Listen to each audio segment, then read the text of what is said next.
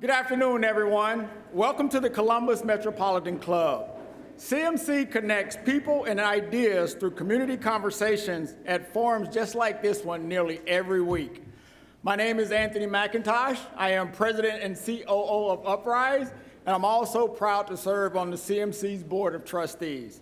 We are so grateful to the presenting sponsors of today's forum, the Columbus Foundation.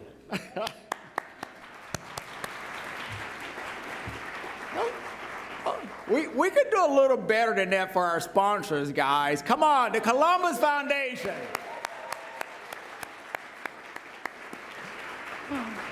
We also want to give thanks to our presenting sponsor of our live stream, the Center for Human Kindness at the Columbus Foundation, and our live stream partner, the Columbus Dispatch. We got to work on that. You know, they are sponsors, guys. Come on. And we also want to thank the Ellis for hosting us. Every CMC forum takes a village, so let's thank everyone supporting today's sponsors, even yourselves, so you can all clap for yourselves. All right, so today we begin the first forum of a two-part CMC series. For the first time since 2019, the all-new Columbus Foundation Community Benchmarking Report has measured how Central Ohio compares to more than 20 peer regions across more than 50 metrics. The findings dive into 5 categories: population, vitality, economic strength, personal prosperity, lifelong learning, and community well-being. Today, we'll reflect on the results of the last benchmarking study from 2019 and dive into new findings in the first 2 categories, our population vitality and our economic strength. It's now my great honor to welcome today's distinguished speakers.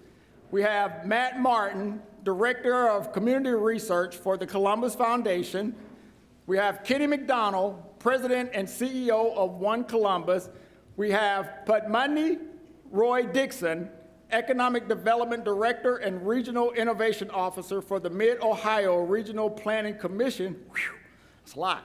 And our host, returning to the CMC podium once again, Doug Buchanan, Editor-in-Chief of Columbus Business First. Doug?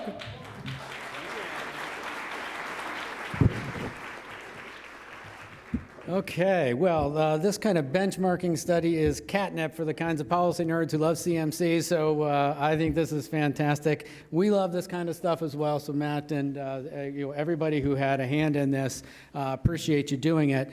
Matt, we're going to go ahead and start with you for a few minutes here to get a little bit of background on what this is and what we found out. So let's start with how long you have been doing this study. Let's just get that first off. So the first one of these came out in 2007. This is the 8th edition, so it's happened every few years as data has been refreshed. And how do you want the community to use this report? Well, you can sort of think of it as a wellness check that you might go on an annual basis for to see your doctor to get just how are you doing, And, of course, we want to see it inform priorities. There's probably data in each of these editions that has come as a surprise to folks. Some have not come as a surprise. And so, to generate conversations like the one we're going to start today, but then to have it really start to inform the investments, the priorities, the interventions, to really make sure that what we're doing as a community, our strategies, that it's oriented around where we need to grow as the community evolves. Okay. And just a practical question, how are we going to actually get people this report? Yeah, it will be available later today at columbusfoundation.org. columbusfoundation.org, okay. All right, so let's get into the meat of this a little bit. What are the peer cities, and how did you choose that group? Yeah, well, that's even something that's evolved throughout the series. The regions that we would have thought of as our peers and comparison points in 2007, it's changed, it's evolved, it's grown. So it's now a combination of, Ohio and Midwestern brethren like Cleveland and Milwaukee, Minneapolis, Cincinnati, Louisville, Indianapolis, Nashville, but then also some of the similar communities in size or maybe growth trajectory. And then as the years have gone by, we've started to include some regions that, you know, like Chicago, San Jose, some bigger regions, San Diego, that aren't necessarily communities that we see ourselves as being, you know, real similar to, but are worth learning from as we continue to grow. Okay. Kenny, how does the peer group that they've assembled, how does that fit with what you do at One Columbus? What do you consider your peer markets, and how do you benchmark? For the Columbus region, we have no peers, Doug, of course. We can stop right there.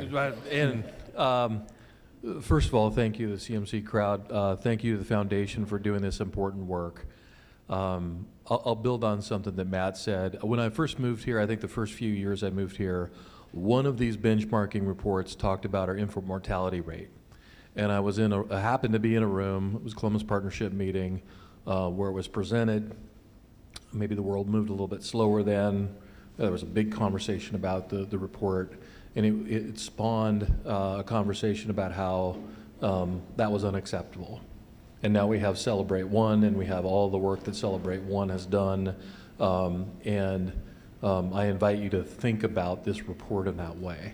If something troubles you or if something excites you in this report, there's ways to take action, to assemble allies and stuff, to have a real conversation about how to change something and then ultimately change some of the numbers. We're constantly looking at this data. Also, our clients are constantly looking at this data and presenting it to us. We tend to look at 28 markets, all the metro areas between 1.5 million and 4 million people. I'd say all the mid-sized cities in the country, the best conference in economic development. It's like the Big Ten and the SEC combined. There's a few anomalies, like we don't tend to compare ourselves to Chicago and Houston, places like that. The utility in looking at all of these places, though, is not always in how you stack up, whether you're better or worse, but where you really see an anomaly, especially where it's favorable on a really tough issue. What I would invite you to do is double click, triple click, and say, what are they doing? I mean, if somebody's doing something in homelessness or they're doing something in childcare or something, this should sort of bring that to light. And so really think about why numbers are good or bad. There's usually a very good reason. And it's probably something the community is either doing or not doing to make those numbers what they are.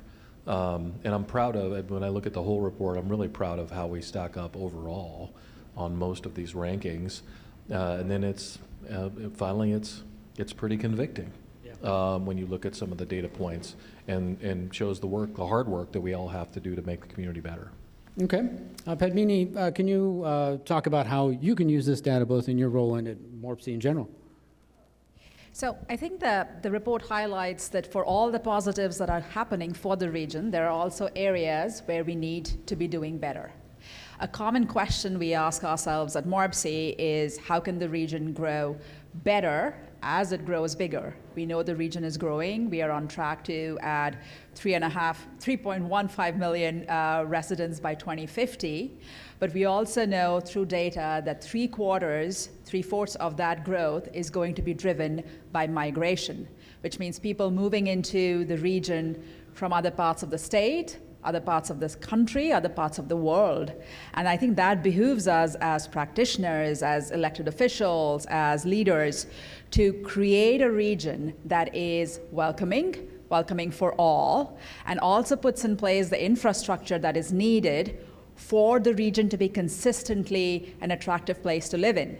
And here I'm going to give a shout out to MORPC, not just because my boss and my boss's boss is here, but also because I believe in the work they do, which is we are laying that foundation for growth by implementing strategic initiatives around transportation, housing, air quality, energy, economic development, and which creates this environment which is not only accommodating the growth that's happening, but also helps create an environment that's sustainable and benefits everyone in the region.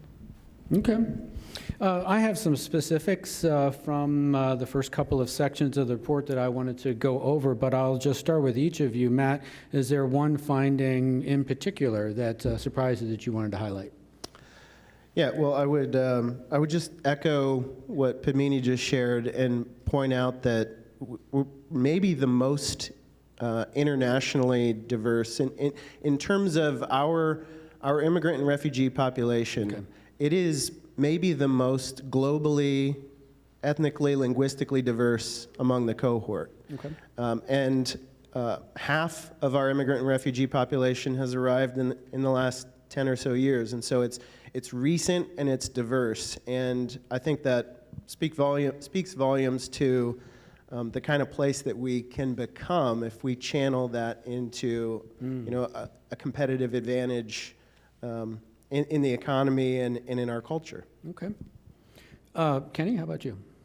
I think when I look at this, 2019 was the last time we did it, right? It's been kind of an interesting 5 years. And so could we, I'm actually more interested in trajectory than I am the data point itself, because we kind of are where we are after that last 5 years. There's a bunch of stuff that I think we should be really proud of. I think that there's also some things that are a little perplexing as someone who's working and sees the work that goes on in the community to work on some of those stubborn numbers that we can't seem to move. Because I know some really great and innovative work is happening, and my thought is I wonder if it just hasn't, maybe it's not quite at the right scale yet. Maybe in another year or two, like that's actually going to really improve, that number will really change, because some of the numbers still disturb me because the gaps are so much. And then I look at those growth numbers, and my immediate thought as a person who I don't think growth heals all, but it sure heals a lot of wounds, is what if it wasn't happening? I think a lot of people might read it and say, oh my gosh, look at all this growth, and I'm looking at it about how fortunate we are to have that trajectory. If we weren't seeing that growth, I would argue that most of the numbers we really want to change would be worse, and we'd have a harder conversation to have today about some of these things. So growth is a blessing, and as Padmini said, you have to build the infrastructure for it, but that's good stuff to work on. That's positive stuff to work on. So not surprised, but a lot of thoughts come to my mind when I look at that data. Okay, Padmini, how about you? I'm going to take this a different direction from both Matt and Okay. Kenny. I think given the opportunity and prosperity that we are seeing in the region, it is really surprising to see that Ohio ranks in the top 5 when it comes to statistics in diabetes, obesity, infant mortality, and overdose-related deaths. That took me by surprise. I think the social determinants of health need to be part of a conversation when it comes to transportation infrastructure, when it comes to economic development, when it comes to what are we doing in the airport when we are building a new terminal, or what are we doing when it comes to affordable housing. So I feel like this report highlights those kinds of areas that need more work to be done, and at the same time almost balances it with the growth that's happening with the high number of immigrant population that are moving into the region, but is also saying these are the areas we need to work on. So let's work together to right the trend there. Mm-hmm. Okay, go ahead, Matt. Yep. So that is most certainly one of the most startling findings from this report and this data set. And Kenny, a moment ago, you used the word convicting. And that's one of the things that I think is most convicting, because we've been working on some of these things. You pointed out Celebrate One and other initiatives around public health. I don't think that we need to view some of these disappointing or frustrating or persistent challenges as an indictment per se, but I think we should be convicted by them, and I think we should ask ourselves, what more or what different could we do to approach these challenges? Okay. Kenny, I wanted to follow up with something that Matt brought up, and that is the demographic mix. The population vitality section here showed that Columbus is younger than the peer group, but it's also whiter, and despite the gains, we still have a smaller share of immigrants. Is the demographic mix right, and how is that affecting our growth? Well, I don't think you can dictate what, who moves here necessarily. I think a lot about housing when I'm looking at the population trends, like what kind of housing are we building, at what price point, what kind of people do we have moving here. And overall, we are getting more diverse. And as Padmini said, people are coming not just from maybe the rest of Ohio now, they're actually coming from other markets. We track something on a pretty regular basis of, are we winning or losing the migration battle with other major cities? Where are people moving from?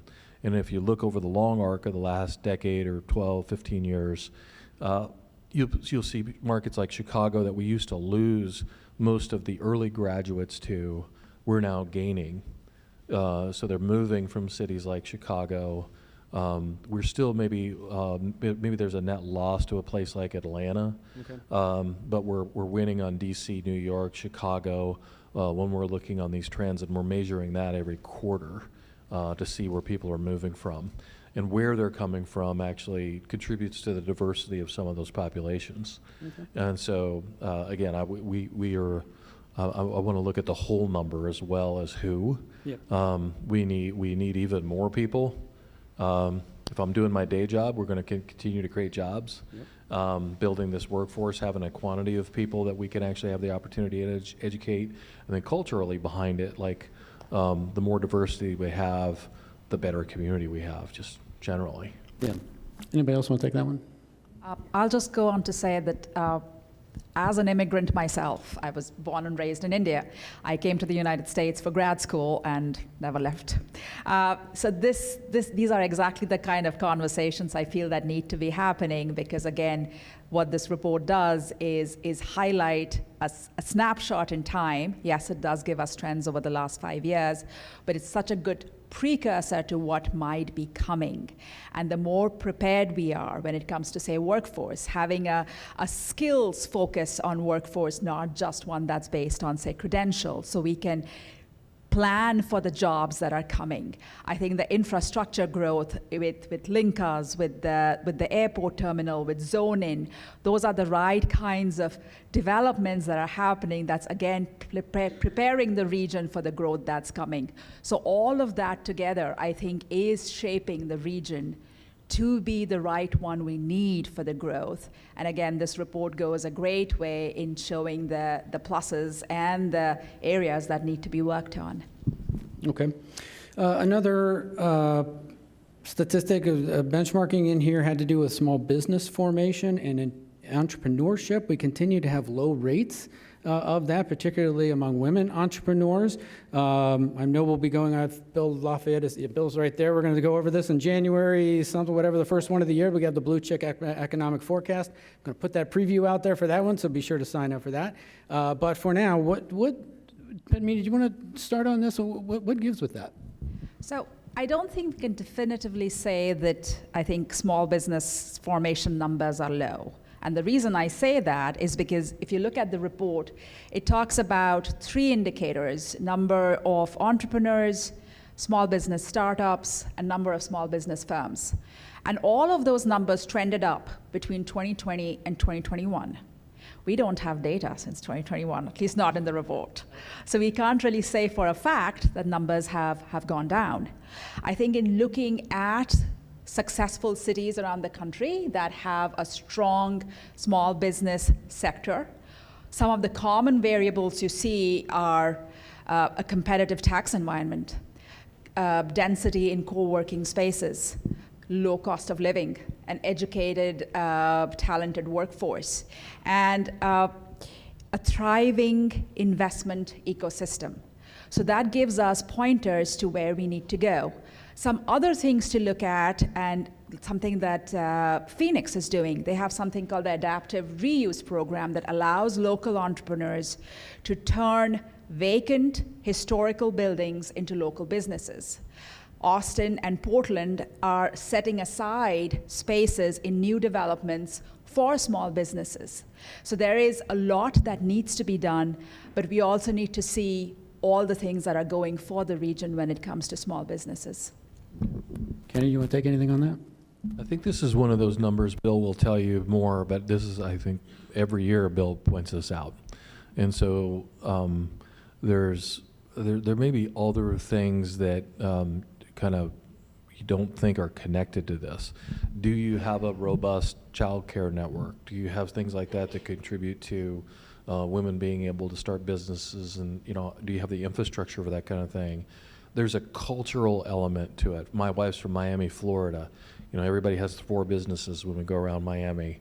I don't know if they count them all, but they have 4 businesses or side gigs and stuff. The culture here is a little bit more. We have bigger companies, you have a big employment base. A lot of people work for those companies. That's not a negative, but maybe you don't have as many small businesses. I do think that some of the programs that Padmini was talking about, like in Phoenix and stuff, are going to be absolutely necessary. And a lot of those businesses are probably retail and lifestyle, which with a market for those is changing radically. Right? If you go downtown Columbus, there's not as many restaurants, there's not as many sandwich shops, things like that. You're going to see a little bit less than that. Probably less people, more consolidation. People, you know, one person might own 10 businesses, where that used to be 5 people own those 10 businesses and stuff. So the numbers are going to unpack some other things. This is going to get more interesting as we move through the rest of this decade. Okay. Anything, Matt? I just love how they're already demonstrating the kind of impact that we hope to have through this report. I mean, they're already pointing to successful regions in areas of challenge or weakness in our community and how we can learn from them. Okay, one other indicator, two of them actually have to do with housing. We have relatively low density in Columbus, and there's a housing and transportation affordability index in here where we're losing ground. I mean, is the region losing its affordability advantage overall, and how much of a problem is that? Do you want to take that? Yeah. I think this gets to one of the ways that you need to look at this report, which is the ranking is one thing, but the trajectory that we're on, the progress that we are or are not making is really more important. And so while we, in this group of peers, are still relatively, affordable, when you look at the cost of rent, when you look at home prices, they are going up, and it is creating a challenge. And to say that, well, compared to, Nashville or compared to Phoenix, we're doing pretty good. That doesn't really pay anybody's rent, right? So I think looking at those trajectories and saying, what do we need to be doing to keep up with and keep ahead of our growth is really important right now. We have a lot of those kinds of initiatives and efforts underway. We just need to be persistent with it. I think I was encouraged to see that the building permits per 1,000 units in the region was going up, just prior to the pandemic, and it hasn't dipped down with the interest rates and inflation. It has plateaued, but that's something that we need to be persistent in. Some of these things, the public health things, our housing things, keeping up with our growth, these aren't 1 or 2 year strategies. These are decade-plus strategies that we need to be persistent about. Kenny, how about you on that? Well, affordability is something we've built into the framework of the Columbus Partnership as one of the 4 areas that we think we have to be really focused over the long term. I use the word affordability because it would be easy to say housing, which is the biggest component of this, of somebody's monthly bills. But it's usually housing, childcare, and I do work for a business organization. I'll have to bring up taxes.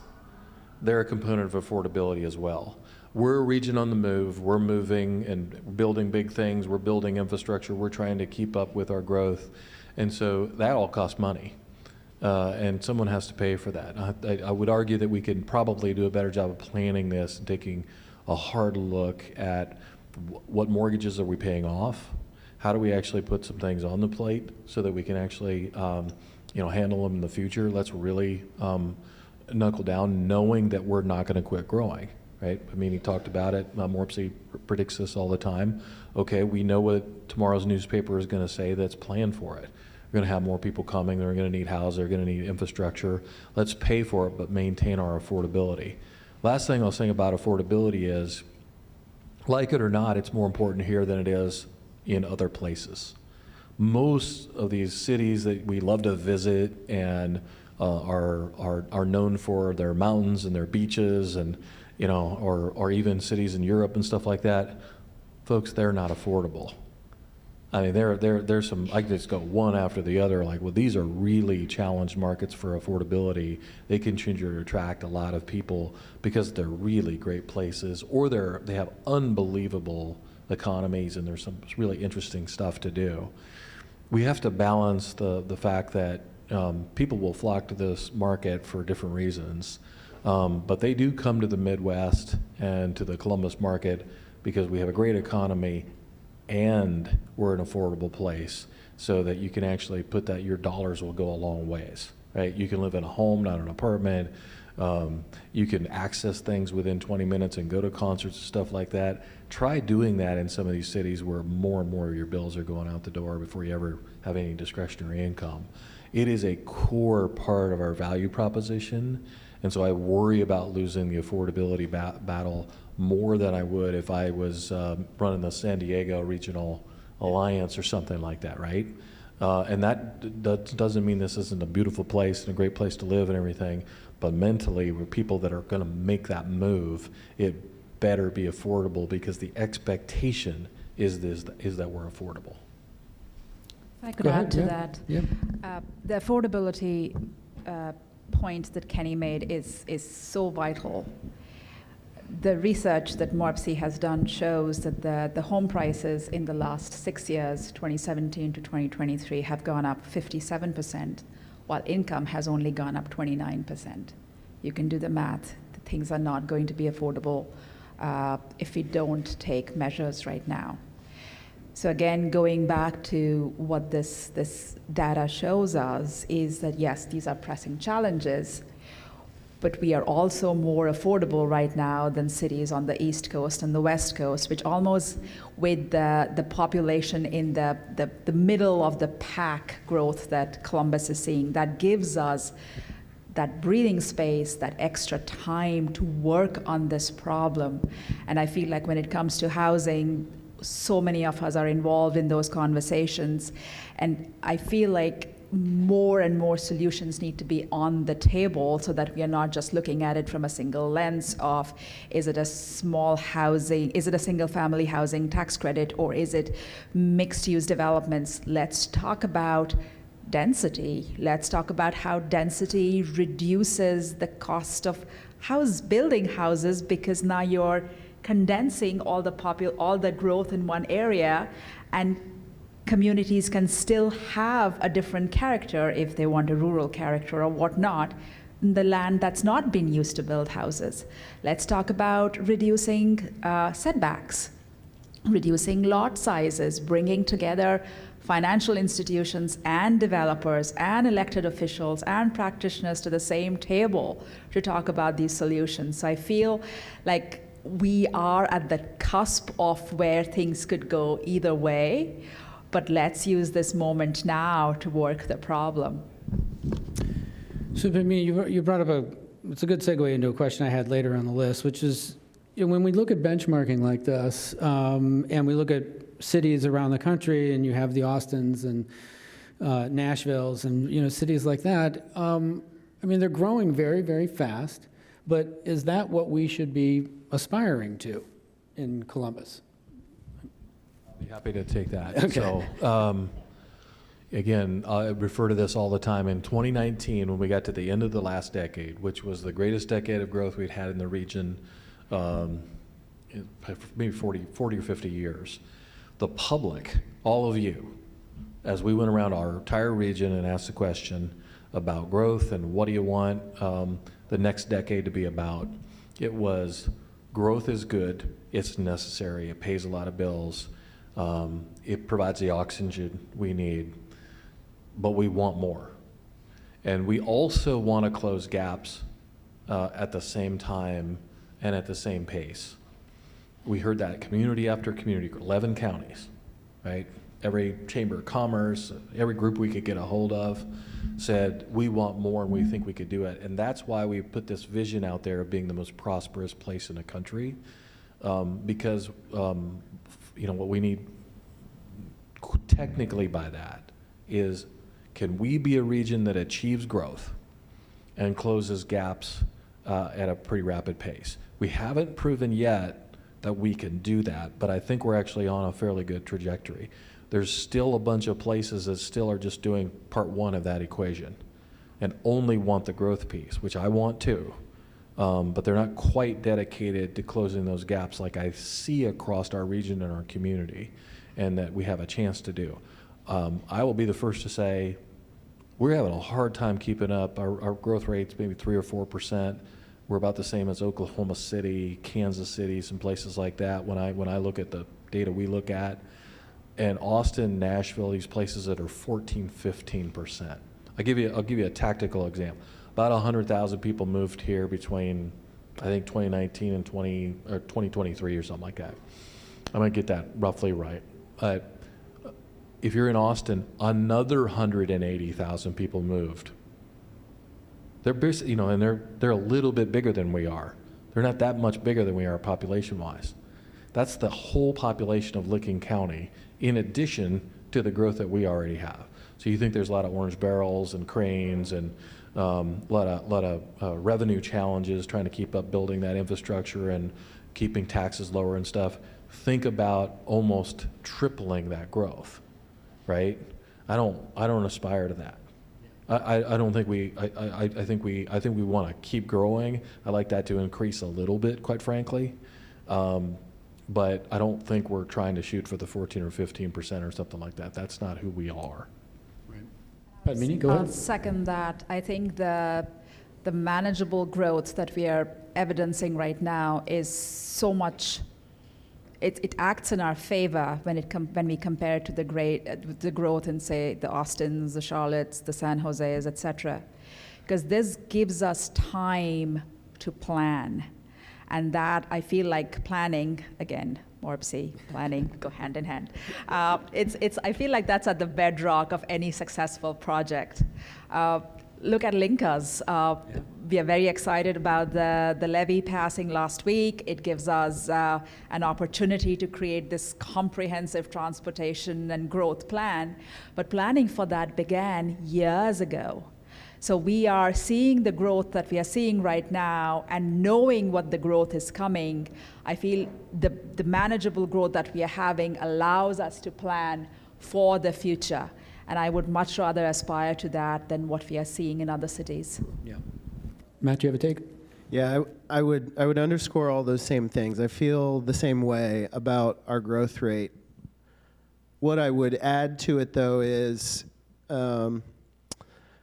that while our interventions on housing, on a number of other things to keep up with our growth, like, we have time for them to work and to make a difference, I also want to think about,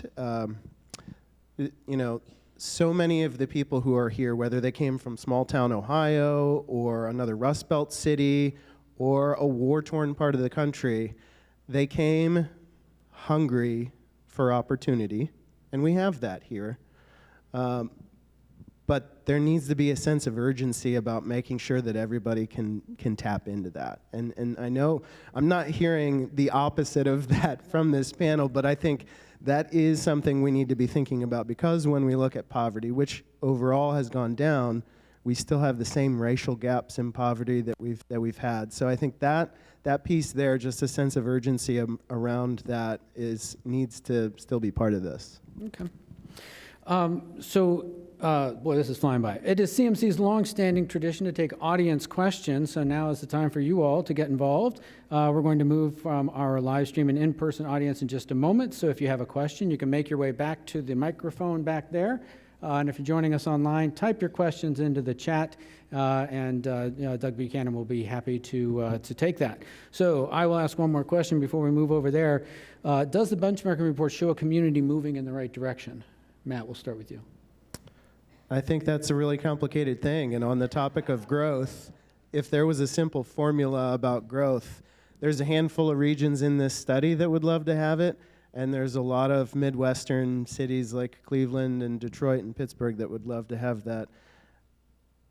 We are very fortunate, generally speaking, to have the trajectory that we do on so many fronts, and I think a lot of the numbers in this report should help us remember not to take it for granted. But I think we have a responsibility that comes with that, and that's to make sure that everybody gets to be part of the prosperity that we're talking about. Kenny? Oh, Padmini? I think with any growth, there are challenges and there are opportunities. I think the opportunities that the report shows. The challenges, I'm going to point out the wage gap between women and men, 83 cents to $1. Why are we still seeing that in 2022? That's when the year that was evidenced. Let's try and close that. Let's try and create more pathways for women for higher paying jobs. So yes, the report shows us as a region we are moving in the right direction, but it also shows that there are gaps that we need to start working on today for those people who are making Central Ohio a region of their choice. Okay. Kenny? I'll just say yes. I'd say yes, and it should fuel your ambition to contribute to the growth and your dedication to closing those gaps. Like, it should do both things. But the report should increase our ambition for building the best region in the country, not to be on par or just to, be one of the crowd. This is a great group of cities that you held us up against, Matt. Our goal should be to lead and not just read a report, fold our arms and say, I hope they work on that, whoever they are. If we think that's elected officials or we think that's other leaders, it should be, that's interesting. I want to do something about this specific thing that I'm most interested in, and I'm willing to raise my hand, serve on a board, do something extra, support others that are doing maybe some of the great work and need some more resources. That would be my answer. Okay, great. Now the other Doug Buchanan is going to take some questions from our live stream audience, and there's still time to move back there and line up yourself. Doug, take it away. Doug, thank you very much. It's always good to have my identical twin at the CMC podium. Thank you to today's panelists. Great conversation. Please do join me here at the microphone. If you have a question, we'll try to get to as many as we can. If you're watching on the live stream, type your question into the chat. It'll reach me through my phone here. Great questions at CMC always have those two things in common. They take 30 seconds or less to ask, and they end in what punctuation mark? A question mark, that's right. Thank you, everybody. So this launches off with this one from Steve Koch. It appears to me that I'll paraphrase this a little bit. It appears to me that the goals, mission, and vision of the partnership, One Columbus, Chamber of Commerce, and other organizations are very similar to each other to market the city of Columbus or Central Ohio and the region toward new business opportunities. Would it be beneficial to have a single voice or entity to accomplish these goals, and do these associations share data? I think the diversity of the organizations and the focus below the mission statement is really important. The Columbus Chamber, I'll just brag on the Columbus Chamber. Derek Clay is going to do a great job and is going to take what Don built the last several years and take it to another level. But that's the largest business association that we have in the region. 2,000 members, 90+% are small businesses. And I'll echo what so many elected officials say. Small business really is the barometer that tells you where your community is going. One Columbus is extremely focused on the economic base, about bringing new revenue by helping mostly our local companies expand. about 80% of our announcements will be local companies deciding to put out, take down a wall, build a bigger space, and we compete for that, by the way. That doesn't have to locate here. And then occasionally there'll be an announcement of a brand new company coming to the region that gets a lot of headlines, most of which are fairly small brands that you've never heard of, and then occasionally you have a Google or an Intel or something like that. And over the last 12 years, we've done 800 of those. And so we're building a different economy, diversifying our economy. And then the partnership is there to, I think, to kind of clear the path. I always say that's the snow plow that gets the main corporate leaders, institutional leaders behind the big stuff and says, how can business leaders make a difference in this community on a bunch of stuff that we talked about today, housing, education, filling gaps, so that we can be more effective at building an economy. So I actually think we have a really healthy ecosystem here for economic development. We're part of it, but if I looked objectively from the outside, you have a lot of people envious of that system that we've built. Good afternoon. I'm Kathy Fox, president of Community Strategy Partners. And I'd like to widen the lens a little bit here. In the same time frame that Central Ohio will be growing to 3.5 million, Ohio will lose almost 6% of its population. The country is going to grow by more than 17%. So we're the capital or the center of a declining state. And I think that's not a good thing. I'd like to hear what each of you think about what that means and what each of you as part of networks of others in Ohio, what should we be doing together? Thank you. Thank you for that question, Kathy. And you're right. In the past, our growth has been, the region's growth has been mostly because of natural growth, number of births per household. And those numbers locally and otherwise are starting to trend down. So the growth that's going to happen in Franklin County, Delaware, Union is not going to be mirrored in other parts of the region. To make those counties more growth friendly, to welcome more people, I again go back to the whole thing of prosperity, of affordability, of creating this ecosystem where people want to move and want to build a life, not just to move from there to come to Columbus for work, but maybe live in Logan County or Knox County. I'm mentioning the regions that MORPC serves because of the quality of life that provides. In the conversations we are having as an economic development district, which is a U.S. economic development district, economic development administration designation that MORPC was awarded last year, we are talking to those communities in preparing themselves for that growth, be it through industrial parks, be it through extension of power lines, or through setting up of workforce training centers, or getting them grants because they could go towards renovating a park. Economic development, I feel like, is the bedrock of so many things that we do, and it is a long game and it needs patience and collaboration. But there are things we can start doing now that I believe are already in motion to make sure that other counties are not experiencing declining numbers while Columbus, as the anchor, is growing. Can I add to that? Here's my urging. Don't slow down. Being a leader means you're setting the pace. We weren't always the fastest growing region of Ohio, folks.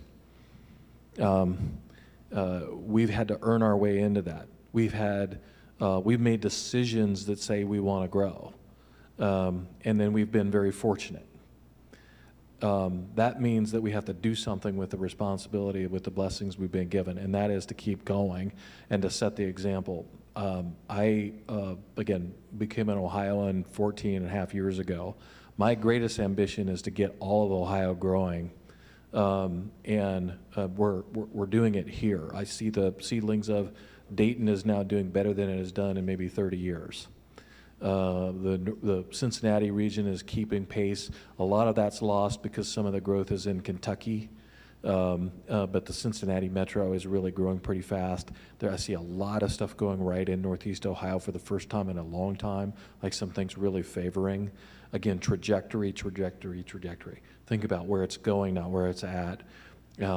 Organizations like Jobs Ohio and others have put so much effort into really getting things going.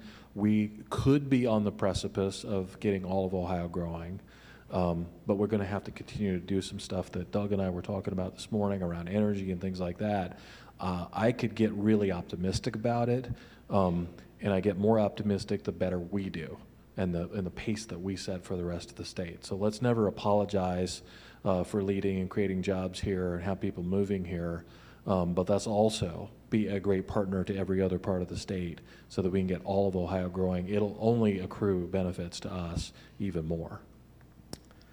I would add that, people have been moving here for reasons, right? And those are things worth continuing to pursue. But to your point, Kathy, I think it points to how we need to recognize the linked fates of the capital city and its state. And I think a practical way to think about that is through things like passenger rail. When we talk about that isn't just a transportation initiative. That's something that could, in many ways, simultaneously help our housing market and the economies of small towns and other big cities around the state. So I think thinking with the win-win mindset like that is going to be really important. Great. Hi, good afternoon. Karen Huff Majidzadeh. I'm the founder and CEO of Improv Edge, a woman-owned business headquartered in Columbus. So we got that. My other favorite job is vice chair of the board of the Columbus Association for the Performing Arts. And I spend a lot of my days thinking and talking to people about how do we attract and retain and grow the arts that we have, but also attract new artists to the area. Now, I know this is not within the scope of the work that you just did, but I feel like I have three great brains here, and I very much wonder, how do you see this wrapping into the attractiveness of our community, and how do we continue to make sure that these arts don't get elbowed out, that they are understood, that the voices of artists in different communities are heard? It's just a big question that we grapple with every day. Thank you. Arts, the creative industries, as I like to call them, film, music, public art, that's economic development and community development. It's really integral. We've got to build great communities and add to the great communities that we already have if we expect to relocate those young people that are moving here that have, just thinking callously as an economist for a minute, all that lifespan of economic earnings that it could accrue to our communities. And the more interesting we are, the more of those people that we'll get. And that aids to our culture. It actually is a revenue generator and economic development engine in and of itself. And I'm a huge believer that we should actually add that to the mix of things and not treat it as some other thing over here. Like, it's integral to building healthy communities, attracting the people we want, generating the revenue that we aspire to, so that we can build all this other stuff. See Bruce Garfield in the room and stuff, and the great work that he does in the music industry and stuff. Like, it has to be part of a more complete conversation than it ever has been. My husband and I like to travel a lot. And every time we do, we always go to the museum that's in the city. And the reason we do that is because we love the art that's on display. I feel like Columbus has a lot going for it. I'd like to point out COSI. I was talking to Doug about that. They had a wonderful exhibition on the Titanic, which I took our 8-year-old to see. I feel like we need more of those kinds of visiting exhibits in the city to draw those crowds. I think foot traffic is economic development. And I think to draw more artists into the region, we need to build our infrastructure. Matt took my thunder earlier when he talked about passenger rail. Thank you.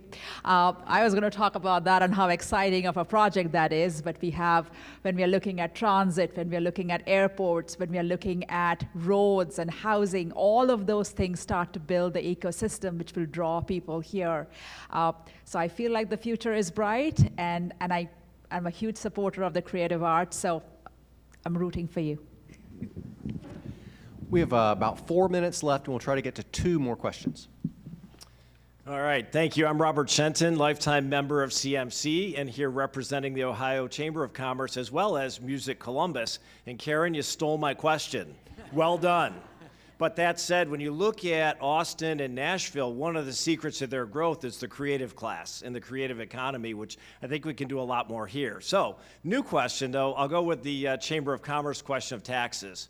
What do we have to do in Central Ohio when we look at the tax structure, whether it's property taxes, sales taxes, city income taxes, to make this a more competitive tax market to draw more people in? I'll take that easy question, Robert. Plan, right? The world has happened to us for the last 5 years. I said, this last 5 years, just lots of stuff going on. Maybe we've been backpedaling a little bit. I think we got to take a deep breath and take a really interesting look at the next 10 years. If you believe that we're going to continue to grow at this pace, or maybe even pick up that pace a little bit, we're going to have to build infrastructure. We're going to have to build police stations, schools, firehouses, all the things that make up the fabric of our community if you look at any place around the world. And it all costs something. In fact, it all costs more than it used to, right? And so it requires more careful planning than it ever has before. I would argue that we need more public debate on that. What are the kinds of things that our residents actually want to see? What do they value? And then I think as leaders, we've got to talk about the value of doing those things, and remind everybody that it's our generation's turn to do this. Look around your communities. See Rick Platt in the audience from Licking County. If I go to Lancaster, if I go to Delaware and stuff, I see buildings and infrastructure that was built by a generation or two before us when times were really good in Ohio. And they built stuff, and they built the schools that our kids go to, things like that. Well, we have this surge of growth, and we have this revenue, and we have these possibilities now. When we look in the mirror, what are we doing to build that kind of stuff? And how are we going to pay for it without burdening, the next generations, so that we bury them in financial obligations? We got a lot of work to do on the planning side of this. We got some great public partners to do that with. The business community has to be front and center at that table, though. We're going to take one more question. I guess I'll get the last question. My name is Grace Lane. I'm a data scientist at work, and I also volunteer at the Ranked Vote Ohio, which tries to bring ranked choice voting to Ohio. So my question is about those political influence, the impact on our regional growth. For example, Ohio is the most gerrymandered, one of the most gerrymandered states in the country. And in the past issue 1, we can clearly tell the ballot board does not even hide the bias to create a ballot language, which is opposite from what the issue is trying to do. So I don't want to get into those details, but I saw some research saying those biased political environment may create more chance of corruption, like what we had for the 16 million by bribery, and also may trace some talents away from the region. So my question is, does Columbus Foundation, in your report, also do research on the political influence, political impact on our regional growth? If you do you actually see any impact? Thanks. There's a lot of good things there. I think what I would say is, any election is going to have an impact on not just our community, but communities around the country. And It's good to go into whatever the impact and results and consequences will be, knowing what we can know about our community and the direction we're headed on any front.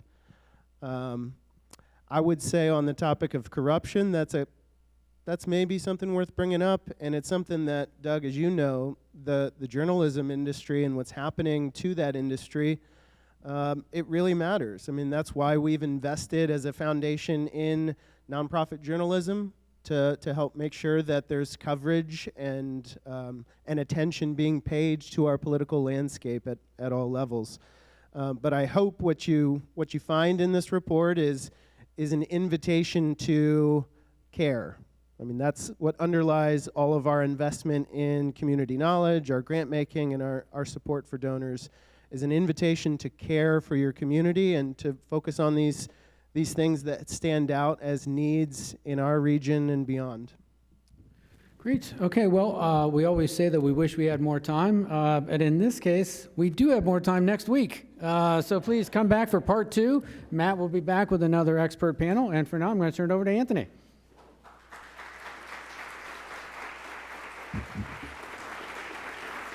Thanks, Doug. Thanks, everyone. I found it very informative, as well as I'm sure all of you are like me and ready to get your hands on the information, right? Everybody's ready for the data now, right, to see it. So thanks, everyone. I want to thank the Columbus Foundation for being the presenting sponsor. We're also grateful for our live stream sponsors, the Center for Human Kindness at the Columbus Foundation and our live stream partner, the Columbus Dispatch. And also a very special appreciation to today's speakers, Matt Martin, Kenny McDonald, Padmini, Roy-Dixon, and our host, Doug Buchanan. Let's give them all a hand.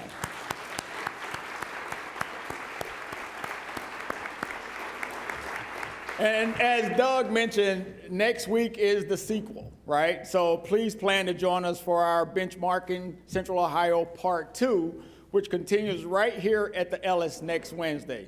So with that being said, thanks to everyone for joining. Hope to see you all next week, and have a great week.